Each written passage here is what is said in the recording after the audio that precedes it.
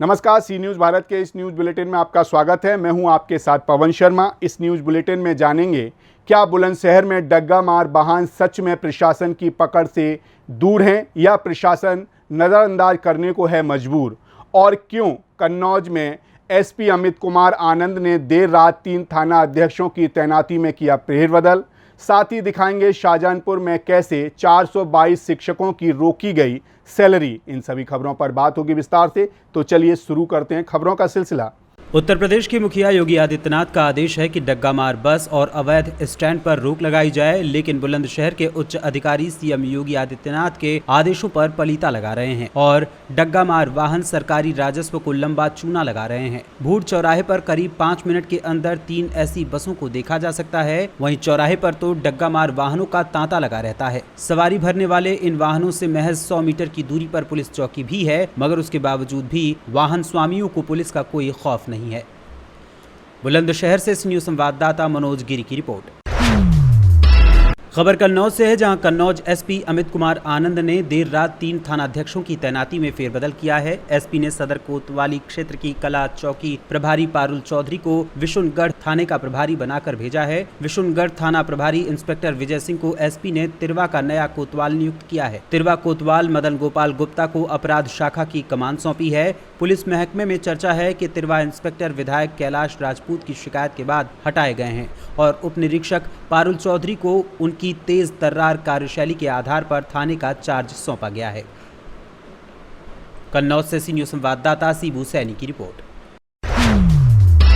खबर रायबरेली से है, जहां रायबरेली गदागंज थाना क्षेत्र के ग्राम सभा धमधमा में बड़े ही हर्षोल्लास के साथ जश्न ईद मिलादुन्नबी का त्योहार मनाया गया और बड़े ही शानो शौकत और अकीदत के साथ जुलूस निकाला गया। जुलूसे मोहम्मदी को सकुशल संपन्न कराने के लिए समाज के लोग पूरी तरीके से मुस्तैद रहे। बृहस्पतिवार को कस्बे के ग्राम सभा धमधमापुरे जुल्फिकार अली, सरदारगंज के हाफिज दिलशाद साहब व उनके गाँव के लोगों की अगुवाई में बड़े ही होनहार लोगों ने इंडियन तोप बनाकर इस जुलूस में शामिल किया और फिर बड़े ही अकीदत और हर्षोल्लास के साथ जुलूसे मोहम्मदी निकाला गया। वहीं इस दौरान भाईचारे का भी संदेश दिया गया और राष्ट्रीय ध्वज को भी बड़े ही हर्षोल्लास के साथ नबी की आन बान और शान में मोहम्मदी जुलूस में शामिल किया गया।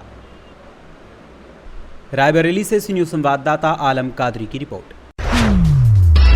खबर रायबरेली से है, जहां बिना लॉक की डिग्गी में 2.25 लाख रुपए रखे हुए थे, जिसे टप्पेबाजों ने बड़े आराम से पार कर दिया। बड़े बड़े अक्षरों में लिखा रहता है कि सार्वजनिक स्थानों पर अपने सामान की सुरक्षा स्वयं करें। महाराजगंज कस्बे में स्थित एसबीआई बैंक में पैसा जमा करने आए सेल्समैन अजय कुमार की डिग्गी से 2.25 लाख रुपए पार कर दिए गए। वहीं इसकी सूचना सेल्समैन द्वारा पुलिस को दी गई। मौके पर पहुंची पुलिस ने बैंक में लगे सीसीटीवी कैमरे को चेक करना शुरू कर दिया, जिसमें गमछा लपेटे हुए एक व्यक्ति डिग्गी से बड़े आराम से पैसे इस तरह निकाल रहा है कि जैसे उसको पूरा मौका दिया गया हो, क्योंकि सेल्समैन की डिग्गी में लॉक ही नहीं था और लॉक न होने की स्थिति में डिग्गी में नीचे कपड़े भरे हुए थे और उसके ऊपर पैसे रखे हुए थे। इससे साफ तौर पर सेल्समैन की भी लापरवाही सामने नजर आ रही है। वहीं पुलिस लगातार टप्पेबाजों को पकड़ने के लिए जोर आजमाइश कर रही है। क्या नाम है आपका? जी, मेरा नाम शिव कुमार मौर्य है। कहाँ के निवासी? मेरा घर राजा फतेहपुर पोस्ट, पूरे सिर्फ पोस्ट राजा फतेहपुर। हाँ। क्या करते हैं, कहाँ सर मैं शांतनु फिलिंग स्टेशन महाराजगंज में मैनेजर हूँ। क्या हुआ है? मेरे साथ ये हुआ कि मेरा एक अजय सेल्समैन है मेरा, उसको हमने जो है 2,24,000 रुपये दिए और 20,000 रुपये अलग दिया था कि आप जो है 2,24,000 आप शांतनु फिलिंग स्टेशन के खाते में जमा कर देना और 20,000 जो हमारे मालिक हैं प्रीतम लाल जी के खाते में जमा कर देना। उसके बाद जब वो बैंक गया तो जो है लंच हुआ था। कौन सी बैंक में? बैंक ऑफ बड़ौदा में लंच हुआ था। उसके बाद जब लंच हुआ तो हमको फ़ोन किया कि जो है भैया लंच है, तो हमने कहा कि जो है आप ऐसा करो टंकी में चले जाओ, अपनी सैलरी ले लेना और जो है वैसे बैंक में जमा करना और चले आना, रिसीविंग हमें दे देना। तो 20,000 रुपये जो है स्टेट बैंक में जमा करने लग गया और 2,24,000 से डिग्गी में छोड़ दिया। और 2,24,000 रुपये जो है जब वहाँ से वो जमा करके आया, 2,24,000 से डिग्गी में नहीं था, वो खो चुका था। किस बैंक में 20,000 जमा करने गया था? State bank, SBI Maharajganj. हाँ। और 2,24,000 डिग्गी में रख दिया था क्या? जी जी। अच्छा। फिर आगे जब वो बैंक से लौटा तो उस डिग्गी में पैसे नहीं थे। हाँ। उसके बाद हमें फ़ोन किया कि भैया पैसा खो गया था। हमारी वाइफ का तबीयत ख़राब थी, हम ज़्यादा उसको रिस्पॉन्स नहीं दे पाए थे क्योंकि एडमिट थी वो। आगे क्या प्रक्रिया हुई? पुलिस आई?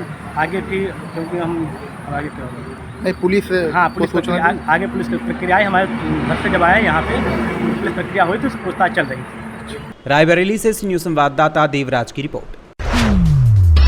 खबर शाहजहांपुर से है, जहां शाहजहांपुर विकास भवन सभागार में मध्याह्न भोजन एवं मिशन प्रेरणा के प्रभावी क्रियान्वयन एवं नियमित टास्क फोर्स अनुश्रवण हेतु समीक्षा बैठक मुख्य विकास अधिकारी एसबी सिंह की अध्यक्षता में संपन्न हुई। इस दौरान सीडीओ एसबी सिंह ने निर्देश दिया कि विद्यालय में किचन गार्डन को बढ़ावा देने की आवश्यकता है। उन्होंने निपुण भारत के संबंध में जनपद की स्थिति को निराशाजनक बताया। उन्होंने निर्देशित किया कि अनुश्रवण के संबंध में रिपोर्ट उसी दिन अपलोड कर दी जाए। रिपोर्ट अपलोड करने में देरी जांच की विश्वसनीयता पर सवाल उठाती है। बैठक में एडीएम प्रशासन संजय कुमार पांडे, पीडीडीआरडीए अवधेश राम, बीएसए रणवीर सिंह, डीडीओ पवन कुमार सिंह, डीपीआरओ घनश्याम सागर, जिला दिव्यांग जन सशक्तिकरण अधिकारी ज्ञान देवी समेत जिले के समस्त खंड शिक्षा अधिकारी मौजूद रहे।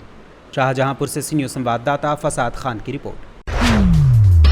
खबर छत्तीसगढ़ के गरियाबंद से है, जहां गरियाबंद जिले में पहली बार ग्राम गंजईपुरी में मिलेट कलेवा श्री अन्न एचडीएफसी बैंक लिमिटेड परिवर्तन के तहत समग्र ग्रामीण विकास कार्यक्रम द्वारा शुरू की गई एक विशेष पहल है। ये कार्यक्रम NIWCYD द्वारा कार्यान्वित है। समग्र ग्रामीण विकास कार्यक्रम के बैनर तले NIWCYD द्वारा श्री अन्न के उत्पादन, उपभोग, प्रसंस्करण, CBO, FPO को मजबूत करने, सामूहिक विपणन और मूल्यवर्धन की शुरुआत और प्रचार छत्तीसगढ़ के गरियाबंद में किया गया है। तेजी से जलवायु परिवर्तन के संबंध में ये कार्यक्रम छोटे और सीमांत किसानों के लिए विकल्प योजना के रूप में रसायन मुक्त श्री अन्न फसल की खेती, बाजार के दायरे के निर्माण और उपज के लिए क्लस्टर स्तर पर तत्काल बाजार के लिंकेज और स्थापना के माध्यम से पोषण व्यंजनों को बढ़ावा देने पर अधिक केंद्रित है। मिलेट कलेवा श्री अन्न उत्पादन इकाई एकता स्वयं सहायता समूह गंजईपुरी के द्वारा संचालित किया जाएगा, जिसके लिए समग्र ग्रामीण विकास कार्यक्रम के तहत और FPC द्वारा स्थापना लागत और बुनियादी ढांचे का समर्थन प्रदान किया गया है। साथ ही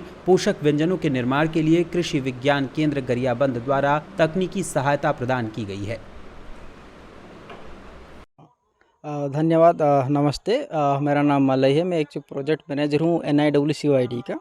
यहाँ अपने HDFC बैंक का CSR प्रोजेक्ट समग्र ग्रामीण विकास कार्यक्रम के तहत ये एक प्रोग्राम चल रहा है अपना, जिसमें कि हम मिलेट्स को कैसे प्रमोशन करवाएंगे। मिलेट्स का अपना कल्टीवेशन के साथ साथ उसको वैल्यू चेन अप्रोच में लाने के लिए हम समूह के साथ, जैसे गांव में अपना ये गंजईपुरी विलेज में, साथ ही में हम बेंदकुरा और तावरवेरा विलेज में मिलेट कलेवा नाम का एक एंटरप्राइज शुरू किए हैं, जिसमें कि मिलेट बेस्ड जैसे कि रागी, कोदो, कुटकी का उसका प्रचार कराने के लिए उसका वैल्यू एडेड प्रोडक्ट जैसे रागी लड्डू हो गया, रागी मुरकू हो गया, मिक्सचर हो गया, जवार का लड्डू हो गया, मिलेट सतुआ हो गया, ये ऐसे ही बहुत प्रकार न्यूट्रिशियस फूड को हम उसको मार्केटिंग प्लेटफॉर्म में ला रहे हैं, जैसे कि बच्चों को एक न्यूट्रिशन फूड भी दे सकें, साथ में अपना प्रोडक्शन को भी मिलेट्स को भी हम कैसे प्लेटफॉर्म में ला सकें।